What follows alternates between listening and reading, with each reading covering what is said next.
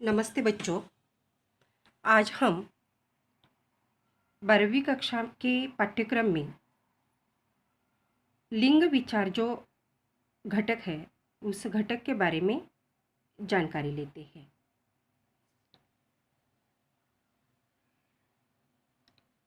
लिंग की परिभाषा हम यहाँ पर देखते हैं।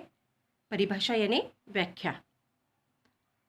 संज्ञा के जिस रूप से किसी व्यक्ति या वस्तु के पुरुष अथवा स्त्री जाति का बोध होता है उसे लिंग कहते हैं। यानी संज्ञा के जिस रूप से पुरुष अथवा स्त्री जाति का बोध जब हमें होता है तब उसे लिंग कहते हैं। उदाहरण के तौर पर यहाँ हमने कुछ शब्द दिए हैं, जैसे कि माता, पिता, यमुना, शेर, शेरनी।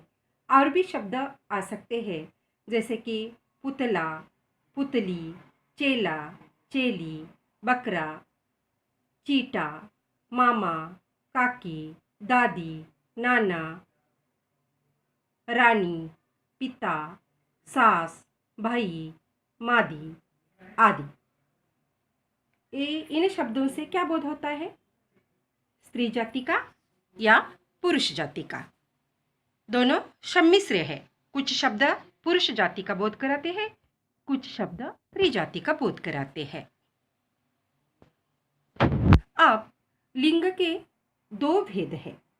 हिंदी में दो भेद प्रमुखता से है। पहला है पुल्लिंग और दूसरा है स्त्रीलिंग। मराठी में हमें आदत हो गई है पुल्लिंगी और स्त्रीलिंगी कहने की।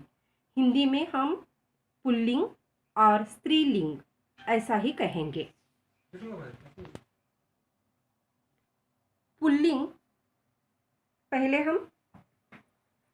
पहला जो भेद है पुल्लिंग, उसके बारे में जानकारी लेते हैं। इसकी भी एक परिभाषा हो सकती है। जिन शब्दों से पुरुष जाति का बोध होता है उन्हें पुल्लिंग शब्द कहते हैं। यानी यहाँ पर सिर्फ और सिर्फ पुरुष जाति का ही बोध होता है, तब उसे हम पुल्लिंग कहते हैं। जैसे कि पिता, भाई, शिव, हनुमान, लड़का, बैल, युवा, शिक्षक, हाथी, कवि, विद्वान, महोदय, चूहा, लोग, कुमार, डाकू, साहब, वर, पुत्र, मर्द, नर, भाई।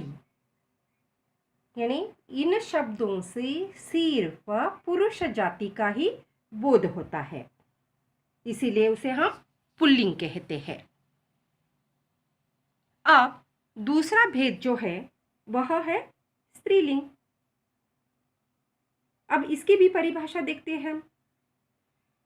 जिन शब्दों से सिर्फ स्त्री जाति का बोध होता है उन्हें स्त्रीलिंग शब्द कहते हैं या स्त्रीलिंग कहते हैं। जैसे कि यहाँ पर उदाहरण के तौर पर कुछ शब्द दिए हैं, बाद में हम कुछ कहेंगे भी। माता, बहन, यमुना, गंगा, बुआ, लड़की, लक्ष्मी, गाय, शिक्षिका, हथनी, कवयत्री, विदुषी, महोदया, चूहिया, लुगाई, कन्या, औरत, मादी, बहन, वधू, काकी, दादी, नानी, बंदरी, हिरनी। ये जो शब्द है सिर्फ स्त्री जाति का बोध कराते हैं, यानी स्त्रीलिंग। उन्हें स्त्रीलिंग शब्द कहते हैं। इस तरह बच्चों घटक जो है जब हम समझा देते हैं तब हमें आसान लगता है, लेकिन परीक्षा में जब प्रश्न पूछे जाते हैं तब हमें कुछ पुल्लिंग शब्द दिए जाते हैं, तो उसका परिवर्तन हमें स्त्रीलिंग में करना पड़ता है। और कभी कभी कुछ स्त्रीलिंग शब्द दिए जाते हैं तो उसका परिवर्तन हमें पुल्लिंग में करना पड़ता है, तब थोड़ी सी दिक्कतें आ जाती हैं। और कुछ शब्द हमें, जैसे कि हमने कहा विद्वान शब्द, गत साल में भी हमने 11वीं कक्षा में यह शब्द दिया था, आज भी हम दोबारा दे रहे हैं, आवृत्ति कर रहे हैं, क्योंकि विद्वान के लिए परिवर्तित शब्द क्या हो सकता है, इसे हमें दिक्कत आ जाती है।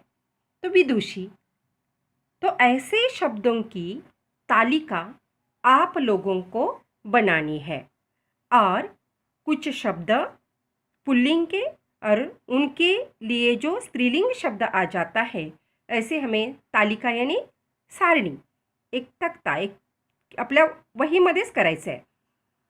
नाहीतर तुम्ही म्हणाल की वेगळं कसली तालिका बनवायची. तालिका म्हणजे तक्ता. वही तालिका हमें अपने कॉपी में यानी नोटबुक में बनानी है ताकि परीक्षा के लिए यह हमें आसान हो सके। फिर से इन परिभाषाओं को कंठस्थ कीजिए, उनकी बार बार आवृत्ति कीजिए और कुछ शब्द ऐसे अपनी कॉपी में लिखते जाइए जो हमारे पाठ्यक्रम के जो घटक है हमारे, उस घटक के बाद जो स्वाध्याय दिए गए हैं उन स्वाध्यायों में हमें ऐसे प्रश्न पूछे गए हैं, ऐसी कृतियाँ करने के लिए कहा है, इन कृतियों को हमें अपने कॉपी में लिखना है और बार बार दोहराना है, कंठस्थ करना है, उसकी आवृत्ति करनी है ताकि यह परीक्षा की दृष्टि से आप लोगों को आसान लगे। धन्यवाद।